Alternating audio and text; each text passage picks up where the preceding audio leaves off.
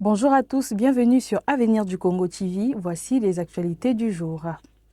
Ce mardi 24 mars 2026, le président du comité du Parti congolais du travail PCT, section de Poto-Poto, Constant Ferrol Ngasaki, a organisé une journée sportive réunissant les jeunes de Poto-Poto autour d'un match convivial.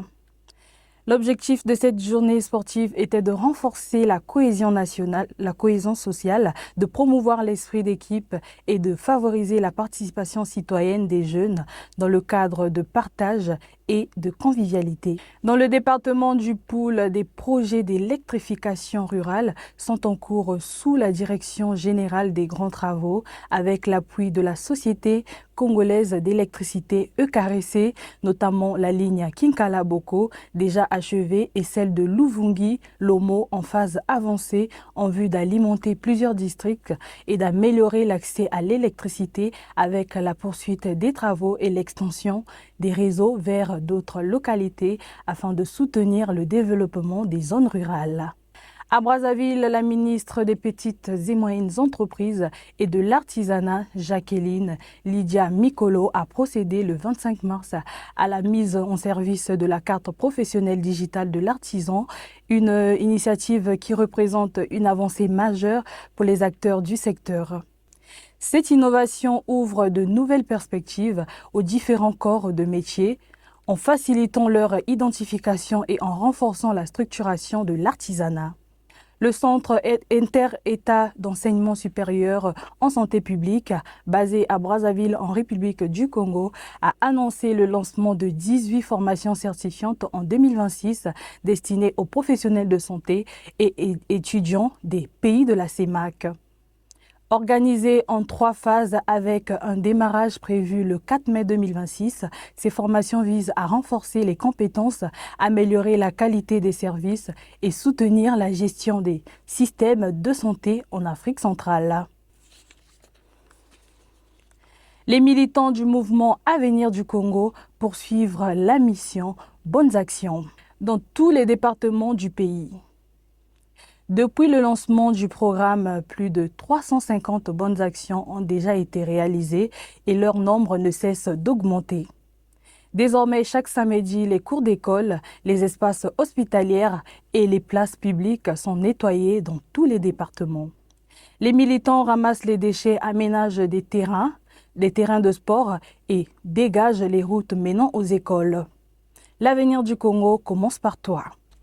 À Brazzaville, les taxis-motos devenus incontournables dans le transport urbain sont désormais au cœur d'une vaste opération de contrôle menée par la Direction générale de la sécurité présidentielle DGSP. Objectif, rétablir l'ordre, renforcer la sécurité et réglementer une activité en pleine expansion. Les chauffeurs de taxi-moto se sont exprimés face à cette opération lancée depuis le mois d'octobre par la DGSP. Suivez ce reportage de Guénol Elonda Osema. À Brazzaville, les taxis-motos devenus incontournables dans le transport urbain sont aujourd'hui au cœur d'une vaste opération de contrôle menée par la Direction générale de la sécurité présidentielle DGSP. Objectif, rétablir l'ordre, renforcer la sécurité et réglementer une activité en pleine expansion. Face à cette situation jugée préoccupante, la DGSP a lancé une série d'opérations de contrôle strict à Brazzaville. Parmi les principales mesures imposées, immatriculation obligatoire des motos, port obligatoire du casque pour conducteurs et passagers, gilet florissant numéroté, interdiction de transport plus d'un passager. Un délai de mise en conformité avait été accordé aux conducteurs avant l'application des sanctions.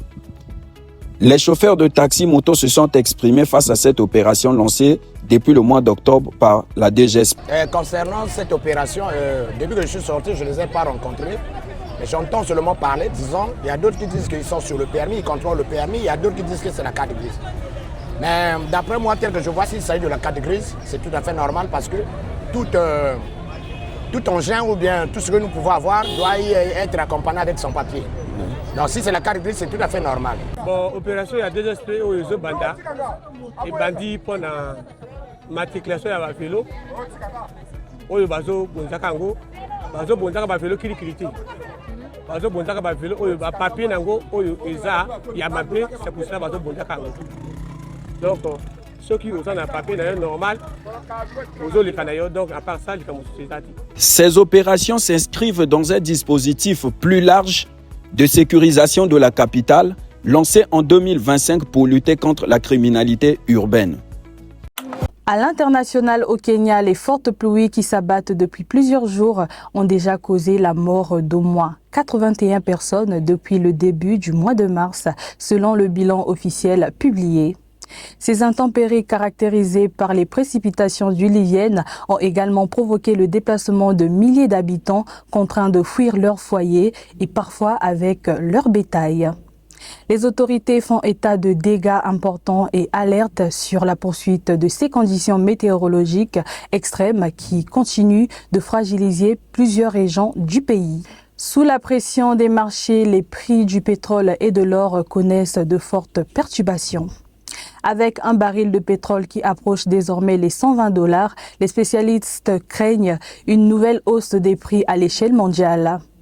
Si le conflit avec l'Iran devrait durer, le risque d'une crise mondiale pourrait s'installer durablement dans le paysage économique. Au sport, en mars 2026, la Confédération africaine de football a lancé les éliminatoires de la Coupe d'Afrique des Nations 2027, co-organisée par le Kenya, la Tanzanie et l'Ouganda. Le tour préliminaire réunit 54 sections en quête de 24 places avec une phase de groupe prévue entre septembre et novembre 2026. Dans un contexte très disputé, les grandes nations chercheront à confirmer leur statut tandis que les Diables Rouges visent une qualification pour la phase finale.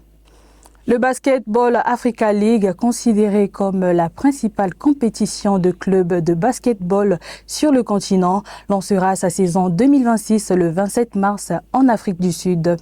Cette 6e édition réunira 12 clubs représentant 12 pays africains et se disputera entre Pretoria, Rabat et Kigali avant de s'achever par les phases finales prévues en fin mai au Rwanda. À travers cette compétition, la balle poursuit son rôle moteur dans le développement du basketball africain et la mise en valeur des jeunes talents du continent. Mesdames et messieurs, parlons à présent culture. Le 23 mars 2026, les organisateurs ont annoncé la tenue du Festival africain du cinéma et de l'audiovisuel des savanes, un rendez-vous culturel majeur dédié au 7e art africain. Bien que prévu dans le mois à venir, l'événement s'impose déjà comme un temps fort de l'actualité de mars, promettant une célébration vibrante des talents du continent à travers projections, échanges et mise en lumière de nouvelles voix du cinéma africain. Connu sous le nom de scène MNZ, Echo Divin Nathan Zita Kanga est un artiste congolais slameur, poète et écrivain installé au Sénégal. Porté par une grande détermination, il explore les différentes formes d'expression artistique et ambitionne de faire rayonner la voix du Congo à l'international en utilisant le slam comme outil de transformation sociale. Merci d'avoir choisi Avenir du Congo TV pour vous informer. On se retrouve dans une prochaine édition. Portez-vous bien, à très bientôt.